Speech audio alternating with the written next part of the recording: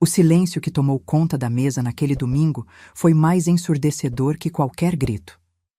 Meu genro acabara de erguer a mão e bater no rosto da minha filha, ali, na frente de todos. Vi a cabeça dela virar com o impacto, os olhos arregalados de choque. E então, algo dentro de mim simplesmente quebrou. Peguei meu celular, disquei um número e naquele instante eu sabia. Nada mais seria como antes. Eles não faziam ideia do que estava prestes a acontecer. Mas antes de continuar, confira se você já está inscrito no canal e escreva nos comentários. De onde você está assistindo este vídeo? Adoramos saber até onde nossas histórias estão chegando. Meu nome é Helena, tenho 52 anos, e por muito tempo acreditei que ser uma boa mãe significava respeitar as escolhas da minha filha, mesmo quando cada fibra do meu ser gritava que algo estava errado. Mariana sempre foi minha única filha, meu maior orgulho, aquela menina de olhos brilhantes que sonhava em mudar o mundo. Quando ela conheceu Ricardo, há 5 anos, pensei que finalmente encontrara alguém que a fizesse feliz. Ele parecia educado, atencioso, tinha um bom emprego. Meu ex-marido aprovou, os amigos elogiaram a escolha. E eu, ingênua, acreditei que o sorriso dela era genuíno. Os primeiros sinais foram sutis. Mariana começou a cancelar nossos almoços semanais, sempre com desculpas razoáveis. Muito trabalho, compromissos com a família dele, cansaço.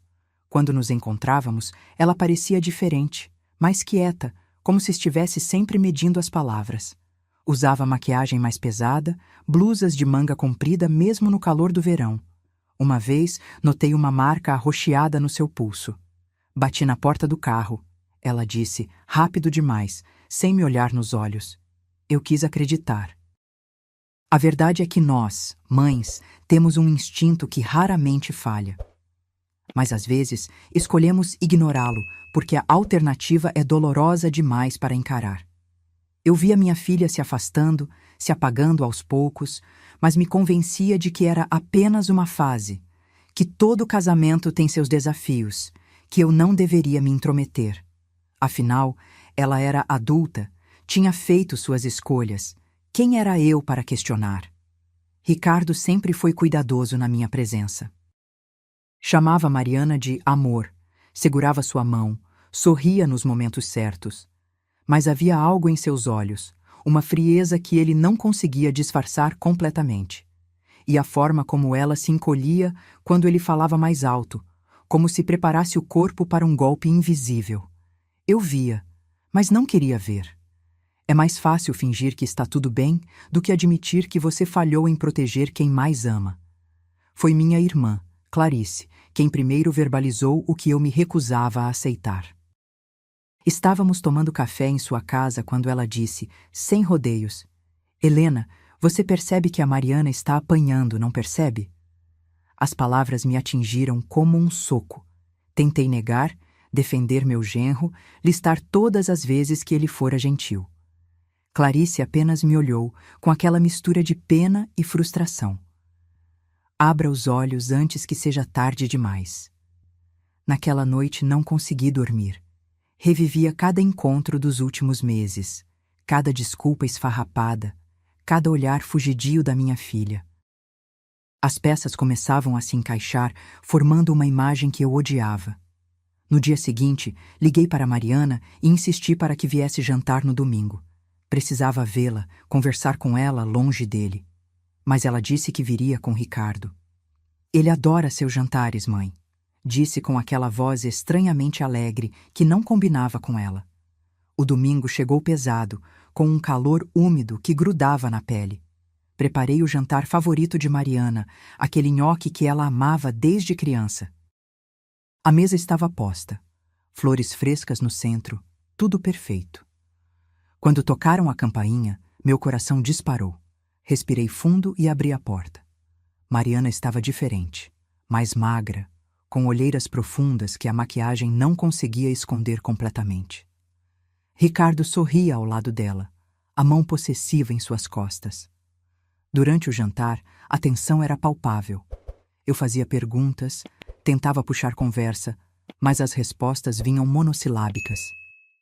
Ricardo dominava a mesa com suas histórias de trabalho, suas opiniões sobre tudo, falando por cima de Mariana sempre que ela tentava dizer algo. E ela apenas baixava a cabeça, mexendo na comida, sem comer direito. Foi quando servia a sobremesa que tudo desmoronou. Mariana, num raro momento de coragem, mencionou que estava pensando em voltar a trabalhar. Tinha recebido uma proposta interessante, precisava apenas da aprovação dele para aceitar. A palavra aprovação me gelou. Antes que eu pudesse processar o que isso significava, vi o semblante de Ricardo mudar.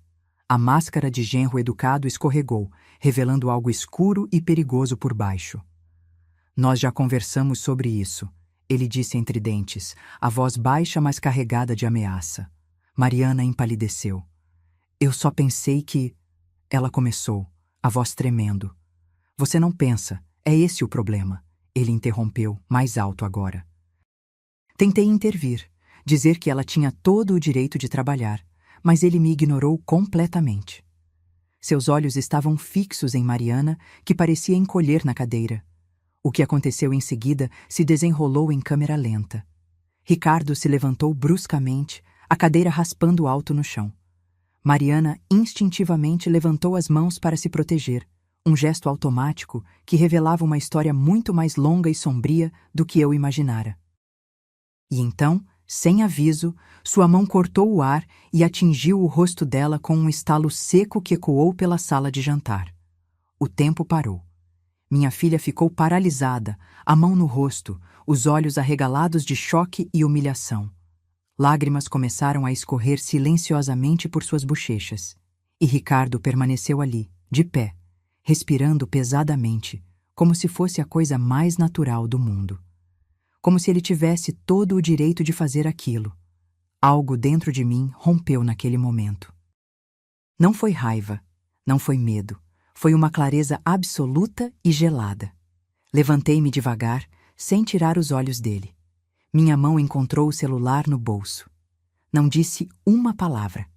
Apenas disquei o número que tinha decorado anos atrás, quando trabalhava como voluntária em um abrigo para mulheres. O número da delegacia especializada. Ricardo me olhou com desdém. O que você pensa que está fazendo? Ele riu, um som cruel e arrogante. Não respondi.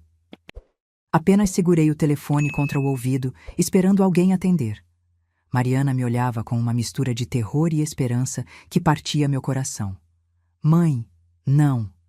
Ela sussurrou, mas sua voz não tinha convicção. Era apenas medo do que viria depois. Delegacia da Mulher. Uma voz profissional atendeu do outro lado da linha. Respirei fundo. Preciso relatar um caso de violência doméstica. Acabou de acontecer aqui, na minha casa. O agressor ainda está presente. Minha voz saiu firme, mais firme do que eu me sentia. Ricardo finalmente compreendeu o que eu estava fazendo. Seu rosto mudou do desdém para a fúria, depois para algo que parecia quase pânico. Você enlouqueceu? Ele gritou, dando um passo na minha direção. Mas não recuei. Continuei fornecendo meu endereço à atendente, descrevendo o que havia testemunhado. A vítima está machucada e em estado de choque. Peço que venham imediatamente. A atendente me assegurou que uma viatura estava a caminho. Quando desliguei, o silêncio na sala era absoluto. Mariana chorava baixinho, as mãos tremendo. Ricardo me olhava com um ódio tão puro que por um momento temi pelo que ele poderia fazer. Mas não importava mais. A linha havia sido cruzada e não havia volta. Você acabou de destruir essa família, ele disse, a voz vibrando de raiva contida.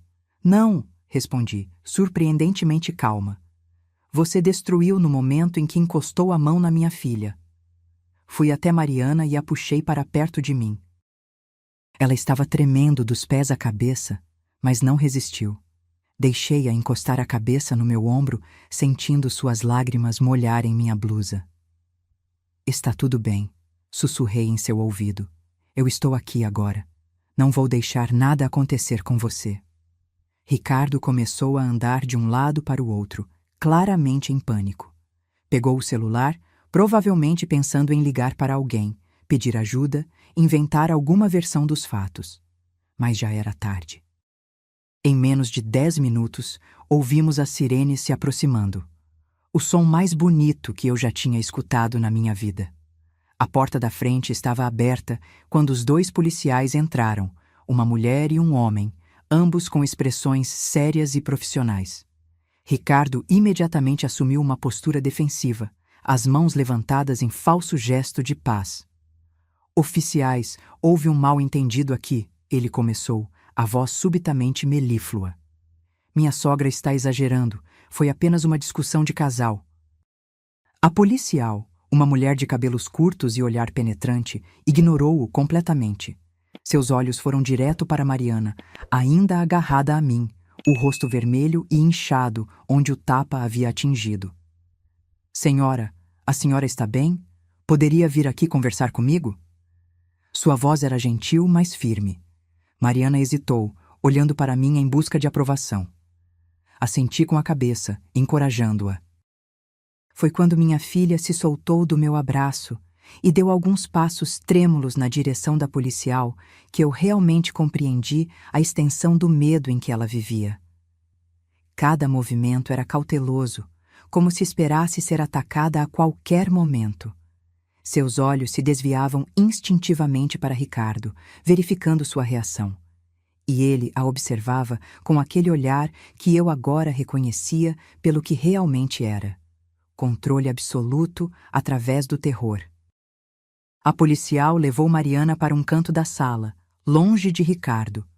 O outro oficial se posicionou entre ele e nós, uma barreira física que finalmente permitia que minha filha respirasse. Eu podia ouvir fragmentos da conversa, a voz suave da policial fazendo perguntas cuidadosas, a voz quebrada de Mariana respondendo em sussurros. Há quanto tempo isso acontece?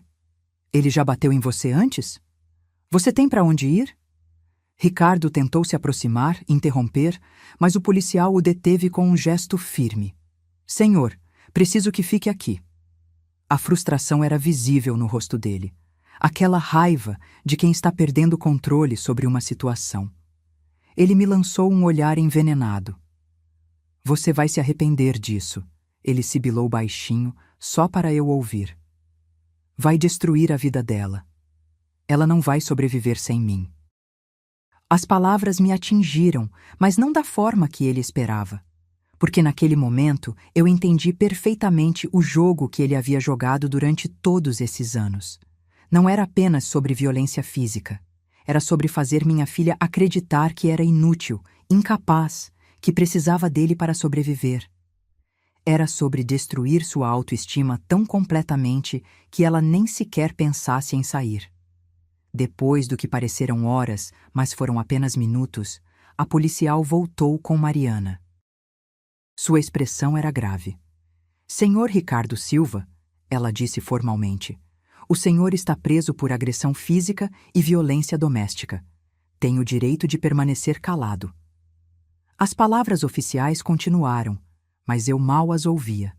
Estava focada em Mariana, que chorava silenciosamente, uma mão ainda no rosto, onde a marca vermelha começava a ficar roxa. Ricardo explodiu. Isso é ridículo! Foi só um tapa! Ela estava sendo histérica. Eu apenas tentei acalmá-la. Sua voz subiu uma oitava, revelando o desespero por baixo da arrogância. Vocês não podem me prender por isso. Ela é minha esposa. A forma como ele disse minha esposa, como se Mariana fosse uma propriedade, um objeto que ele tinha direito de disciplinar, me deixou nauseada. O policial não perdeu tempo com discussões. Aproximou-se com as algemas, e pela primeira vez vi verdadeiro medo no rosto de Ricardo. Ele tentou recuar, mas estava encurralado. Não, espera! Vamos conversar sobre isso, ele implorou, toda a arrogância evaporada. Eu não vou fazer isso de novo, eu juro. Foi um momento de fraqueza. Por favor, Mariana, diz para eles que foi um acidente. Minha filha ficou em silêncio. As lágrimas continuavam caindo, mas ela não disse uma palavra em defesa dele. E naquele silêncio, naquela recusa em salvá-lo como provavelmente tinha feito inúmeras vezes antes, eu vi um vislumbre da mulher forte que ela tinha sido, que ainda podia ser novamente. As algemas clicaram em torno dos pulsos dele com uma finalidade que me encheu de um alívio tão intenso que minhas pernas quase cederam. A policial se aproximou de mim enquanto seu parceiro levava Ricardo para fora. A senhora fez a coisa certa ligando, ela disse. Muitas vezes, quando finalmente recebemos uma chamada, já é tarde demais. A implicação do que ela não disse pairou pesadamente no ar. Depois que a viatura partiu com Ricardo dentro, levando-o para a delegacia para o processo formal, a policial permaneceu conosco. Ela explicou os próximos passos. Mariana precisaria ir à delegacia para prestar depoimento formal. Passaria por exame de corpo de delito. Poderia solicitar uma medida protetiva. A lista de procedimentos era longa e assustadora, mas necessária. Sei que é muita coisa para processar agora, a policial disse gentilmente, entregando um cartão para Mariana. Mas você não precisa fazer nada disso sozinha. Temos assistentes sociais, psicólogos, advogados. Há uma rede de apoio esperando para ajudá-la. Mariana segurou o cartão com mãos tremendo, olhando para ele como se fosse um passaporte para um mundo que ela não tinha certeza se queria conhecer. Quando finalmente ficamos sozinhas, a casa pareceu estranhamente silenciosa. A mesa ainda estava posta, a comida fria nos pratos, testemunha muda do horror que se desenrolara.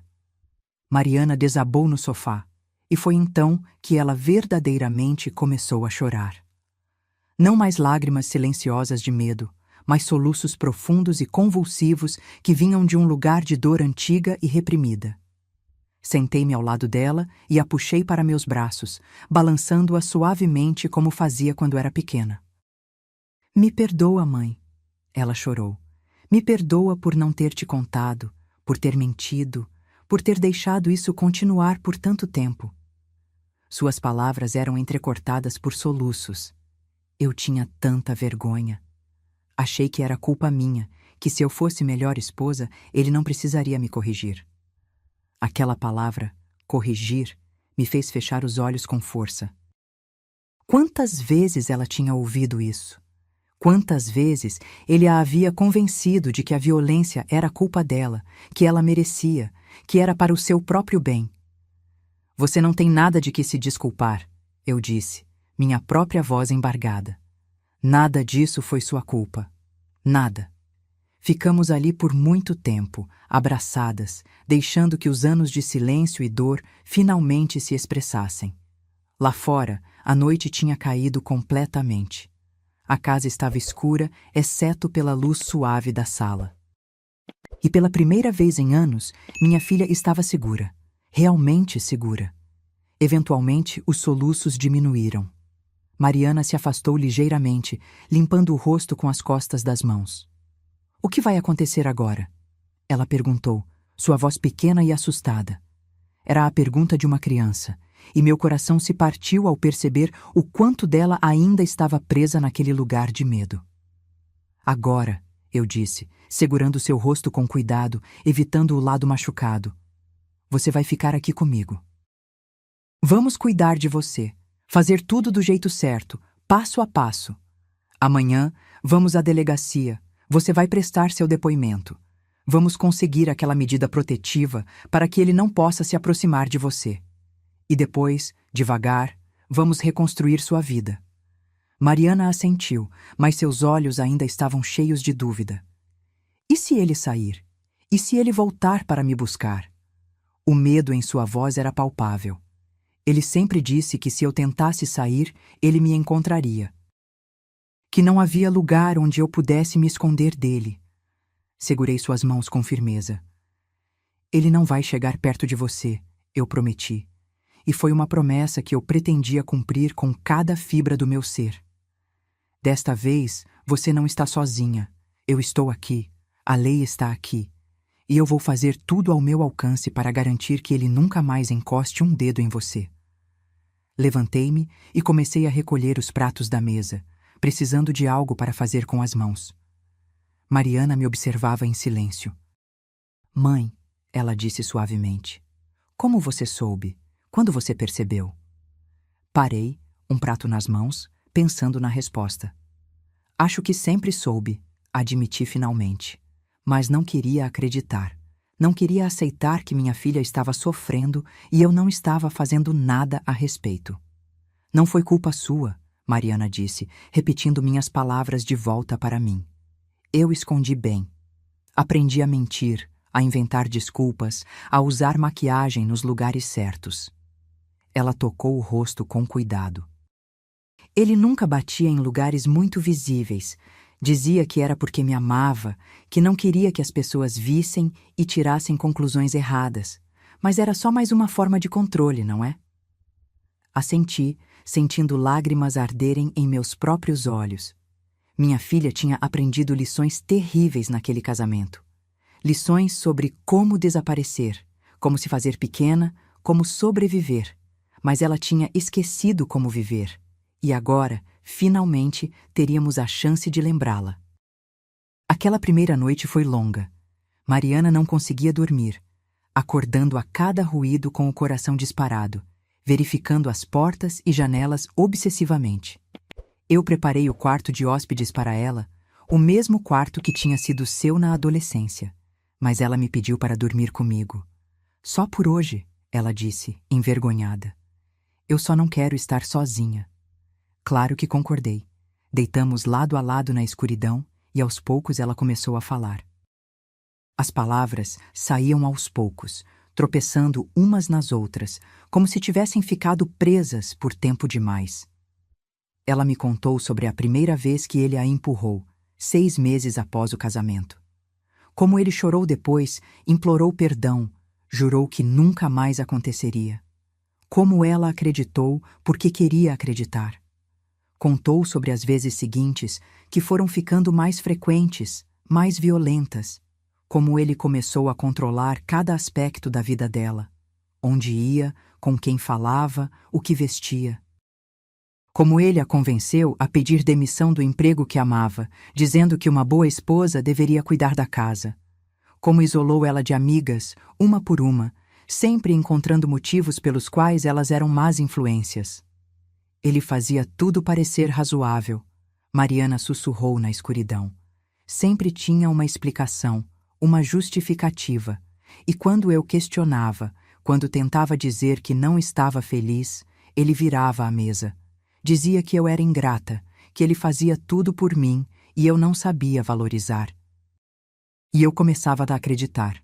Começava a pensar que talvez ele estivesse certo, que o problema era eu. Ouvi em silêncio, meu coração se despedaçando a cada palavra. Como tinha sido cega por tanto tempo. Como não tinha visto os sinais. Mas sabia a resposta, porque ele era cuidadoso, calculista. Na frente dos outros, era o genro perfeito. Só quando estavam sozinhos a máscara caía. Houve um dia, Mariana continuou, sua voz quase inaudível, cerca de 1 ano atrás, em que pensei seriamente em acabar com tudo. Senti meu sangue gelar. Eu estava no banheiro, com as mãos tremendo, segurando um frasco de remédios. Tinha brigado comigo porque o jantar estava frio.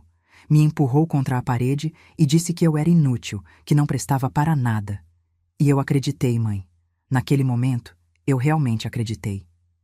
Lágrimas escorriam silenciosamente pelo meu rosto. O que te impediu? Perguntei, minha voz rouca. Você, ela respondeu simplesmente. Pensei em você, em como te machucaria. E pensei que talvez, só talvez, as coisas pudessem melhorar. Ele sempre dizia que ia mudar, que eu só precisava ser mais paciente. Então, eu fiquei. E continuei ficando. Virei-me na cama e a abracei com força, sentindo seu corpo tremendo contra o meu. Você nunca mais vai ter que ficar. Prometi contra seu cabelo. Nunca mais. Eventualmente, quando a exaustão finalmente venceu o medo, Mariana adormeceu. Eu permaneci acordada, observando-a na penumbra. Seu rosto parecia mais jovem no sono, mais parecido com a menina que ela tinha sido, e jurei ali, naquela noite, que faria tudo ao meu alcance para ajudá-la a encontrar aquela menina novamente. De manhã, acordamos com o sol entrando pela janela. Por um momento, Mariana pareceu confusa, não se lembrando onde estava. Então, a realidade voltou e vi a dor cruzar seu rosto. Não foi um sonho, ela murmurou. Não, confirmei suavemente. Mas também não foi um pesadelo. Foi o começo de algo novo. Tomamos café em silêncio. Eu não tinha certeza do que dizer, como preencher o espaço entre nós com algo além de palavras vazias de conforto. Mariana mexia no café distraidamente, sem realmente bebê-lo. Seu telefone, que ela tinha deixado na sala na noite anterior, começou a tocar insistentemente. Fui buscá-lo e vi o nome dele na tela. Dezenas de chamadas perdidas, mensagens de texto se acumulando. Levei o telefone para Mariana e juntas lemos algumas mensagens. Começavam com raiva. Como você ousa fazer isso comigo? Você vai se arrepender. Depois mudavam para súplica. Por favor, amor, eu preciso de você. Eu prometo que vai ser diferente dessa vez. E finalmente ameaças veladas. Você sabe o que acontece quando me desafia. Mariana ficou pálida lendo. Ele sabe onde me encontrar, ela disse, o pânico subindo em sua voz. Ele vai vir aqui, eu sei que vai. Segurei suas mãos firmemente. Ele não pode vir aqui. Ele foi preso ontem, lembra? E hoje vamos conseguir aquela medida protetiva. Se ele tentar se aproximar de você, vai voltar direto para a cadeia. Mas mesmo enquanto dizia as palavras, uma parte de mim compartilhava seu medo. Homens como Ricardo não desistem facilmente. Eles veem suas parceiras como propriedade e não toleram perder controle. Eu sabia que tínhamos que ser cuidadosas, estar preparadas. Ligamos para a delegacia e descobrimos que Ricardo tinha sido liberado na fiança de madrugada. Meu estômago se revirou com a notícia. Mas há uma audiência marcada para depois de amanhã. A atendente nos informou. E vocês podem solicitar a medida protetiva hoje mesmo. Precisam vir à delegacia para fazer o pedido formal. Mariana estava em pânico. Ele está solto, ela repetia, andando de um lado para o outro. Ele está lá fora e ele sabe onde estou. Mãe, ele vai vir. Eu sei que vai. Tentei acalmá-la, mas também estava assustada.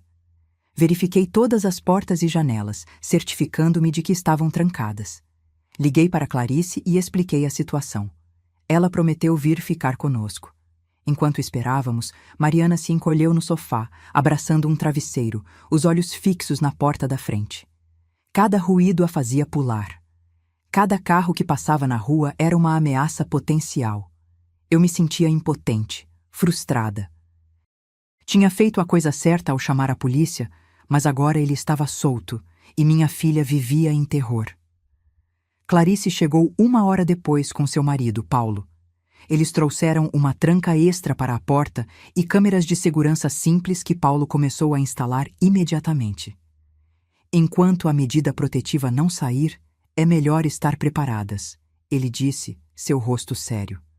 Agradeci com um nó na garganta. À tarde, fomos à delegacia.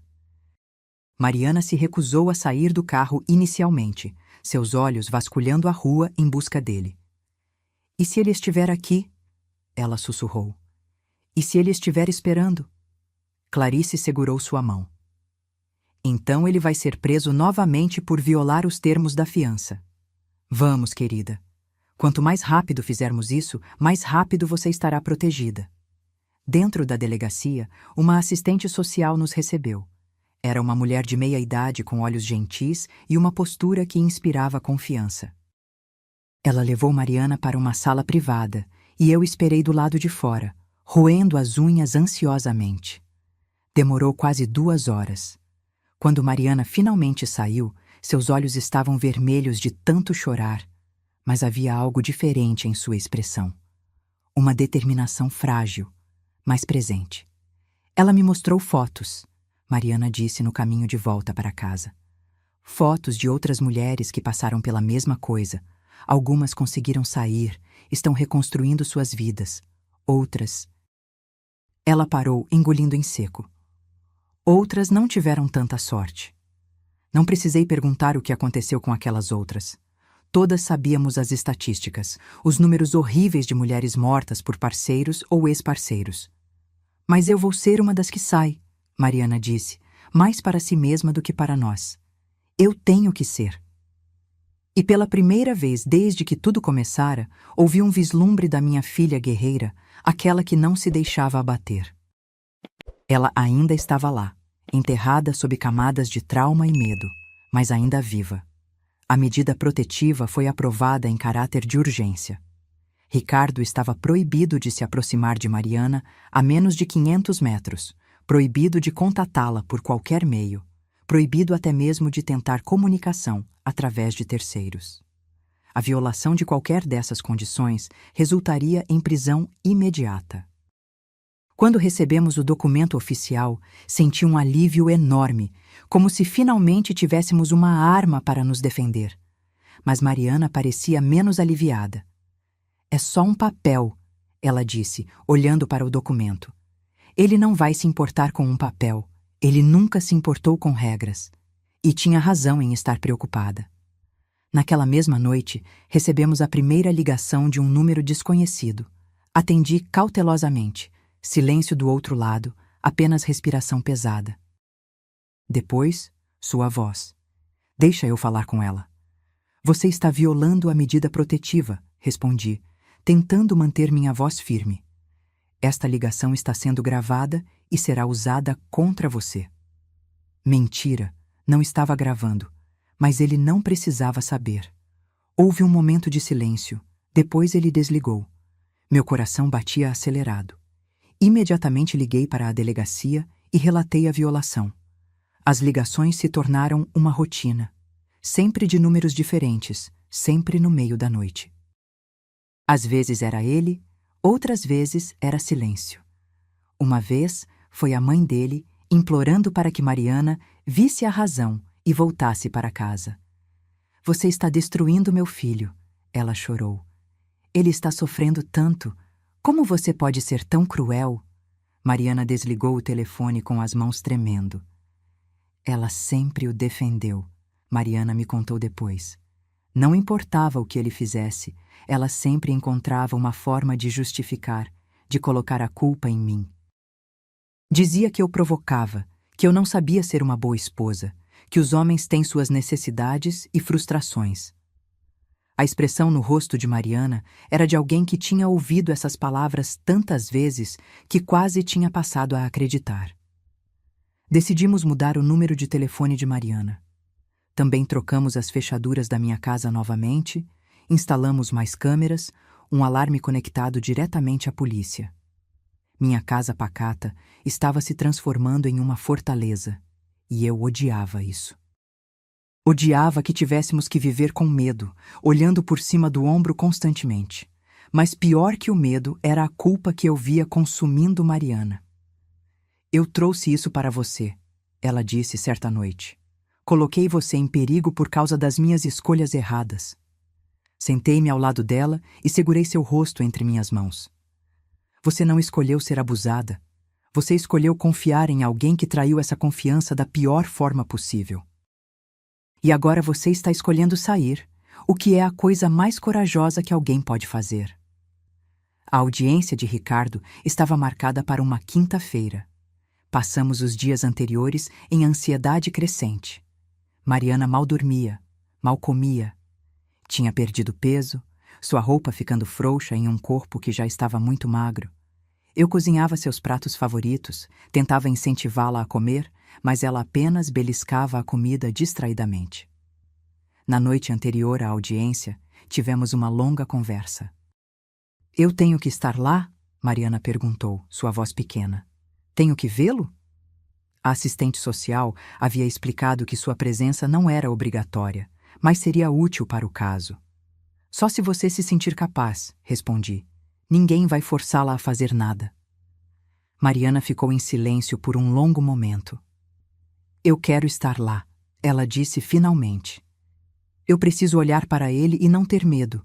Preciso provar para mim mesma que ele não tem mais poder sobre mim.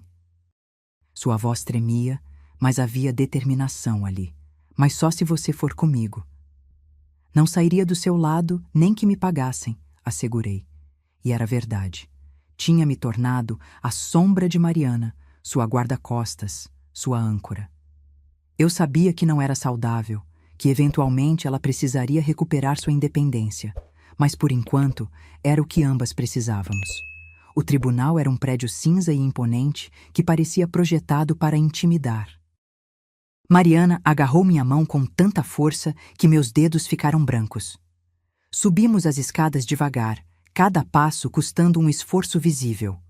A assistente social nos encontrou na entrada, nos guiando através dos corredores até a sala de audiências. Chegamos cedo, mas Ricardo já estava lá com seu advogado. Ele nos viu entrar e seus olhos se estreitaram. Tentou se aproximar, mas o oficial de justiça o impediu, apontando para a medida protetiva. Vi frustração cruzar seu rosto, seguida por algo que parecia quase desespero. Bom, pensei sem pena, que ele sinta 1/10 do medo que impôs à minha filha. A audiência começou com o juiz revisando os fatos do caso. Ouvir tudo relatado em linguagem jurídica fria tornava ainda mais surreal. O réu agrediu fisicamente a vítima, sua esposa, na presença de testemunha.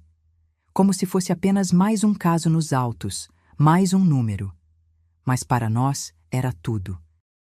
O advogado de Ricardo tentou minimizar, argumentar que tinha sido um incidente isolado, produto de estresse e desentendimento conjugal. Meu cliente profundamente se arrepende de suas ações e está comprometido em buscar ajuda para controlar seu temperamento. As palavras soavam ensaiadas, vazias. O juiz não parecia impressionado.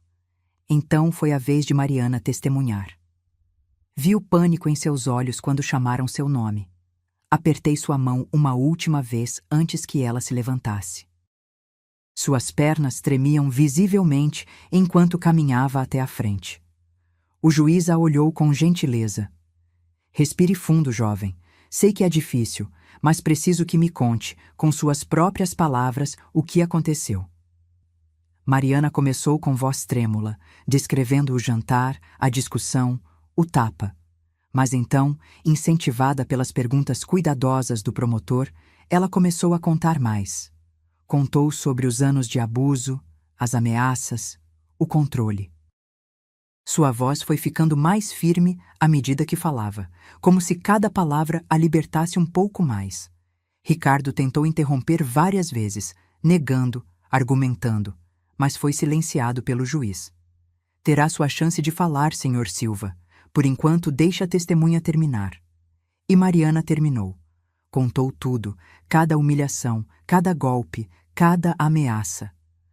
Quando finalmente sentou-se novamente ao meu lado, estava pálida, mas aliviada. Tinha feito a parte mais difícil. A decisão do juiz foi rápida e definitiva. Ricardo seria processado criminalmente pelos abusos, enfrentando possível prisão. A medida protetiva seria mantida e estendida. Ele estava proibido de qualquer contato com Mariana por tempo indeterminado. Este tribunal não tolera violência doméstica, o juiz declarou severamente. E o senhor demonstrou um padrão de comportamento abusivo que representa perigo claro e presente à vítima. Saímos do tribunal atordoadas. Tinha sido muito mais rápido do que esperávamos, muito mais definitivo. Acabou, Mariana sussurrou, como se não pudesse acreditar. Realmente acabou? Não completamente, admiti. Ainda tem o julgamento criminal, ele ainda pode tentar contato. Mas é um passo enorme, um passo na direção certa. Naquela noite, pela primeira vez em semanas, Mariana dormiu sem acordar aos gritos. Sentei-me ao lado de sua cama por um tempo, apenas observando-a respirar, agradecendo silenciosamente por termos chegado até aqui. O caminho à frente ainda era longo e cheio de obstáculos, mas pelo menos agora estávamos caminhando na direção da luz. As semanas seguintes trouxeram uma espécie de rotina frágil. Mariana começou a ver uma terapeuta especializada em trauma e violência doméstica.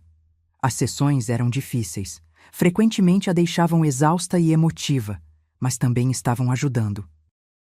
Lentamente, Muito lentamente, vi minha filha começar a voltar para si mesma. Mas o trauma não desaparece simplesmente porque você decide que é hora. Mariana tinha ataques de pânico sem aviso, desencadeados pelas coisas mais aleatórias. Uma vez foi um homem que passou na rua com o mesmo perfume que Ricardo usava. Outra vez foi uma música no rádio que costumava tocar no casamento deles. Ela entrou em colapso, hiperventilando, convencida de que ele estava por perto. Aprendi a reconhecer os sinais, a ajudá-la através dos episódios. Olhe para mim, eu dizia, segurando seu rosto. Respire comigo. Você está segura. Ele não está aqui. Você está segura comigo. E lentamente, sua respiração se acalmava. Os tremores diminuíam. Mas cada episódio me lembrava que as feridas mais profundas não eram as físicas. O processo criminal contra Ricardo avançava dolorosamente devagar. Audiências eram adiadas, papelada se acumulava, advogados discutiam detalhes técnicos. A burocracia da justiça era frustrante e exaustiva. Mas o promotor era dedicado, nos mantinha informadas de cada desenvolvimento. Esses casos levam tempo, ele nos disse, mas temos um caso forte. As evidências são sólidas. Enquanto isso, Ricardo estava cumprindo os termos de sua fiança, mas deixava claro sua presença através de métodos indiretos. Um dia, uma conhecida mutual comentou casualmente que o tinha visto no supermercado. Ele perguntou por você, ela disse a Mariana inocentemente. Parecia tão triste, tão arrependido. Será que vocês não deveriam tentar conversar? Mariana ficou pálida. Eu intervim antes que ela tivesse que responder. Há uma ordem judicial impedindo qualquer contato, expliquei firmemente. E apreciaríamos se você não passasse informações sobre Mariana para ele.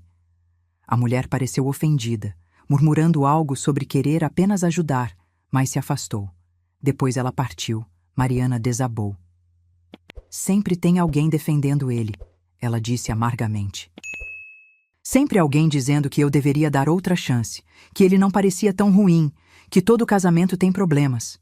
Como se eu não tivesse tentado. Como se eu não tivesse dado centenas de chances. Era verdade. A cultura que culpabiliza as vítimas estava viva e bem, mesmo em nosso pequeno círculo. Pessoas que nunca tinham vivenciado abuso simplesmente não entendiam. Não conseguiam compreender por que Mariana não tinha simplesmente saído antes. Como se fosse simples. Como se o medo, o controle, o trauma não fossem grilhões tão reais quanto os físicos. Mas também havia apoio inesperado. Antigas amigas de Mariana, aquelas que Ricardo tinha lentamente afastado dela, começaram a reaparecer. Uma por uma, elas ligavam, mandavam mensagens, pedindo para vê-la. E quando finalmente se encontravam, a história era sempre similar. Eu sabia que algo estava errado, elas diziam, mas não sabia como ajudar. Você se afastou tanto. Mariana chorava nesses encontros, pedindo desculpas por tê-las deixado ir, por ter acreditado quando Ricardo dizia que elas eram más influências. E suas amigas a abraçavam, assegurando que não havia nada a perdoar, apenas celebração por tê-la de volta. Era bonito e doloroso assistir, ver minha filha reconectando-se com pedaços de si mesma que ela tinha sido forçada a abandonar. 3 meses após aquele jantar fatídico, Mariana finalmente entrou no apartamento que tinha compartilhado com Ricardo.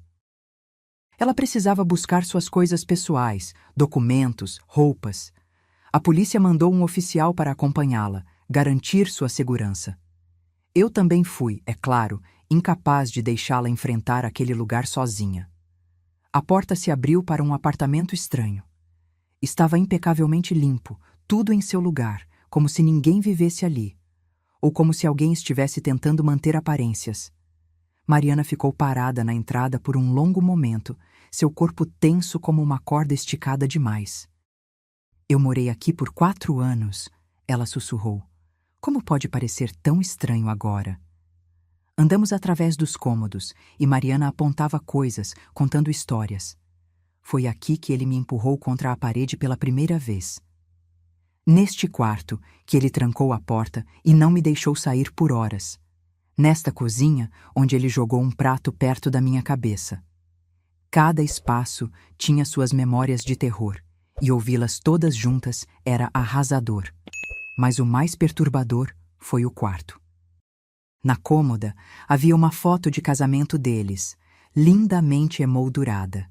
Mariana jovem e radiante, Ricardo ao lado dela parecendo o noivo perfeito. Eu era tão feliz naquele dia, Mariana disse pegando a foto. Achei que tinha encontrado meu conto de fadas. Como eu estava enganada.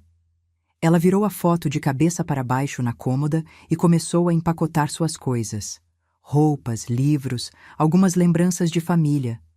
Não levou muito, deixou para trás a maioria das coisas que tinham comprado juntos. Não quero nada que me lembre dele, ela explicou. Entendi perfeitamente. Quando estávamos quase terminando, escutamos uma chave na fechadura. Meu coração parou. O oficial imediatamente se posicionou na frente de nós, a mão no coldre. A porta se abriu e Ricardo entrou. Ele parou abruptamente ao nos ver, surpresa e raiva competindo em seu rosto. "O que vocês estão fazendo aqui?" ele exigiu, dando um passo para dentro. O oficial ergueu a mão.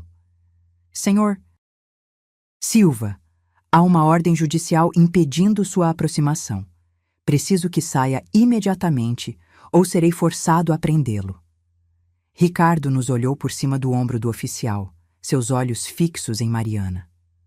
"Precisamos conversar", ele disse, ignorando completamente o policial. Mariana tremia violentamente, mas sua voz saiu firme. "Não temos nada para conversar, e você está violando a medida protetiva." Ricardo deu risada, um som amargo. "Medida protetiva, como se eu fosse machucá-la." "Eu a amo, por Deus. Tudo que eu fiz foi porque a amo." "Amor não machuca", Mariana respondeu. E ouvi anos de terapia naquelas 3 palavras simples. Amor não ameaça, não controla, não bate. O que você sente não é amor, é posse. Estava tão orgulhosa dela naquele momento, de pé ali, enfrentando seu abusador, dizendo as verdades que tinha levado tanto tempo para aprender. Ricardo abriu a boca para responder, mas o oficial o interrompeu. "Senhor, última chance. Saia voluntariamente ou será preso." Por um momento, pensei que Ricardo fosse resistir, fosse fazer algo estúpido. Mas, finalmente, com um último olhar carregado de ódio, ele recuou. "Isso não acabou", ele disse, mas soou como desespero mais que ameaça. A porta se fechou atrás dele. Mariana desabou no chão, os joelhos cedendo. Ajoelhei-me ao lado dela, puxando-a para meus braços. "Você foi tão corajosa", sussurrei. Tão corajosa." Ela chorou contra meu ombro, anos de dor e medo finalmente encontrando liberação. E quando finalmente paramos de chorar, juntamos as últimas coisas e saímos daquele apartamento pela última vez. O incidente no apartamento resultou em Ricardo ter sua fiança revogada. A violação flagrante da medida protetiva, testemunhada por um oficial de polícia, foi a gota d'água. Ele foi preso novamente, desta vez sem possibilidade de liberdade até o julgamento. Quando recebemos a notícia, senti um alívio tão intenso que meus joelhos fraquejaram. Mariana, surpreendentemente, reagiu com emoções misturadas. "Sei que deveria estar feliz", ela me disse naquela noite. "E estou, mas também me sinto culpada, como se eu tivesse colocado ele na prisão." Segurei suas mãos firmemente. "Você não colocou ninguém na prisão. Ele colocou a si mesmo lá com suas próprias escolhas, suas próprias ações." Mas entendi a culpa. Era programada nela por anos de manipulação, anos sendo convencida de que era responsável pelos sentimentos e ações dele. Desfazer esse condicionamento levaria tempo, talvez anos, mas estávamos trabalhando nisso, sessão de terapia por sessão de terapia, dia por dia. Com Ricardo preso, Mariana começou a sair mais. Pequenos passos inicialmente, uma caminhada até a padaria, café com uma amiga. Cada saída era uma vitória, cada momento fora de casa sem olhar por cima do ombro, sem esperar ver ele surgindo de algum lugar. Ela começou a sorrir mais, risadas genuínas substituindo os sorrisos tensos que tinha usado como máscara. Certo dia, ela chegou em casa com um anúncio. Consegui um emprego, disse, seus olhos brilhando de uma forma que eu não via há anos. Meio período, nada grande, mas é meu, algo que é só meu.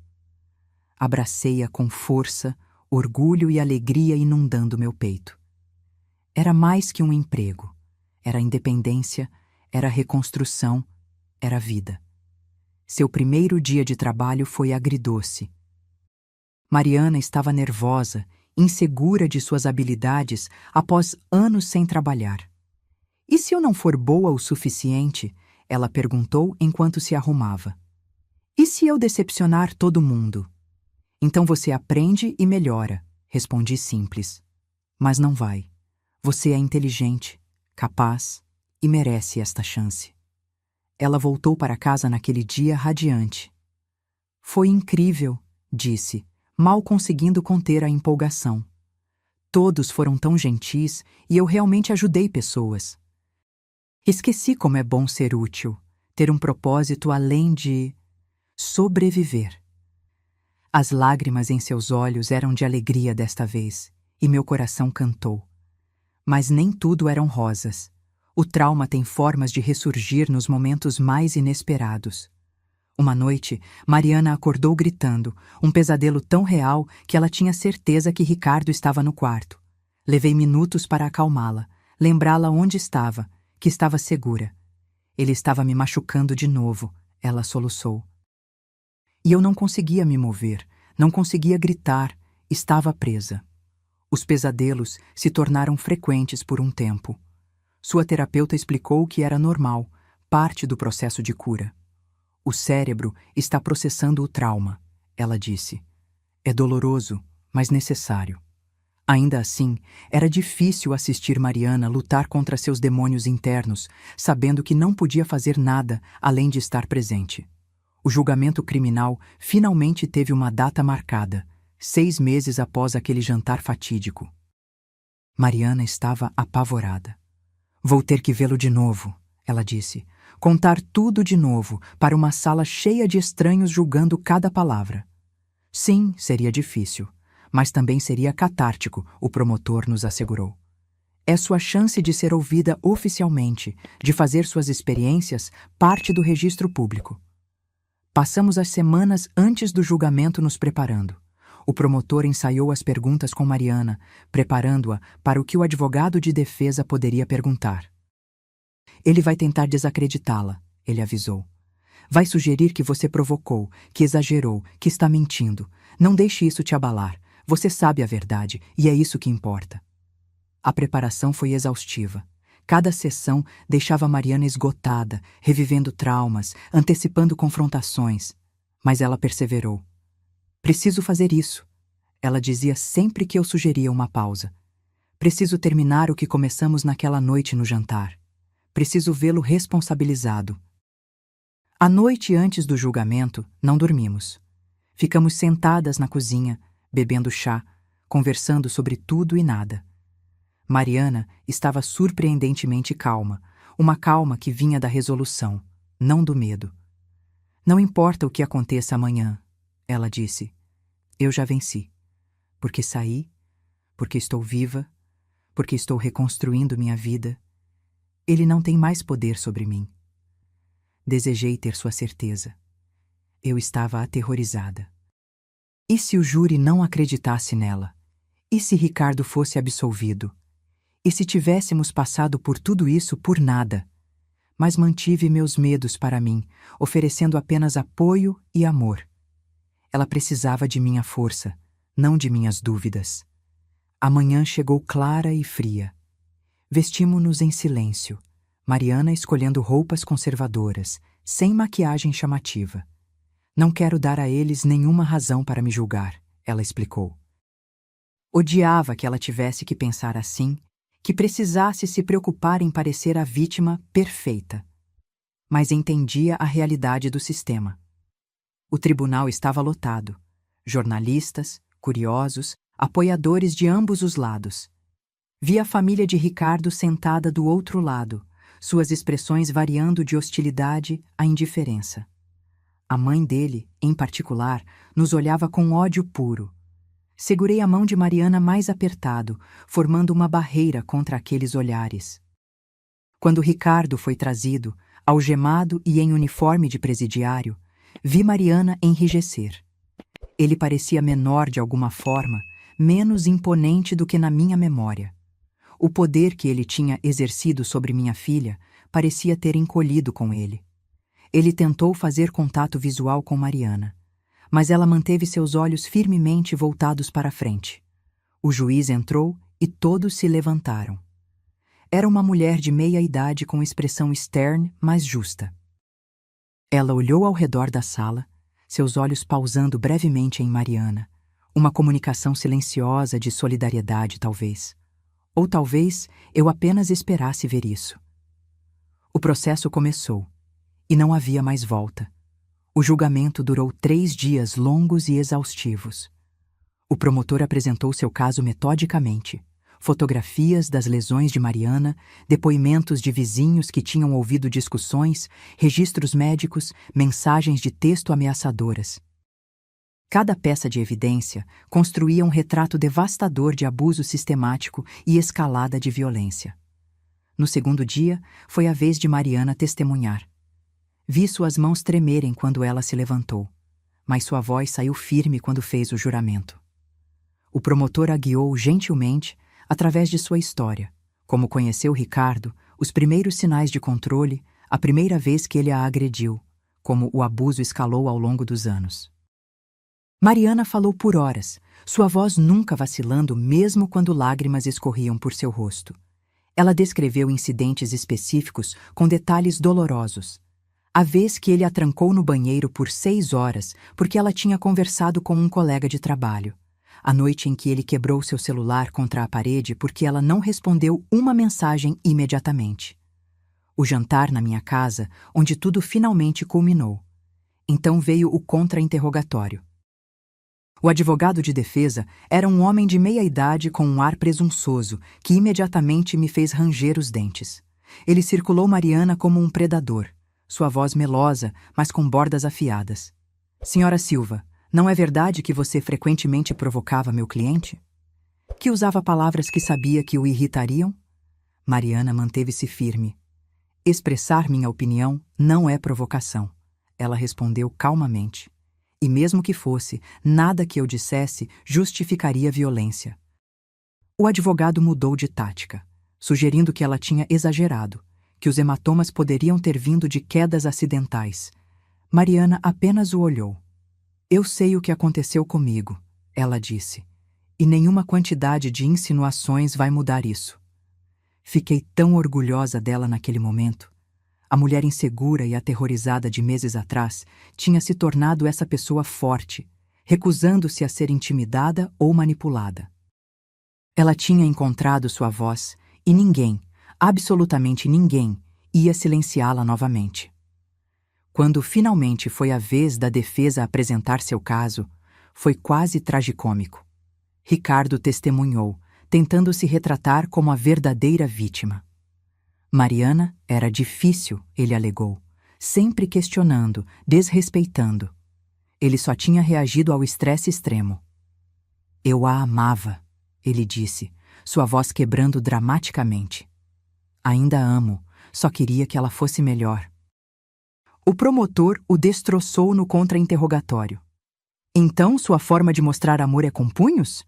Ele perguntou sarcasticamente. Ricardo se enrolou, contradizendo-se, suas mentiras desmoronando sob escrutínio. Foi satisfatório assistir, ver o homem que tinha aterrorizado minha filha, reduzido a um mentiroso desajeitado, no banco das testemunhas.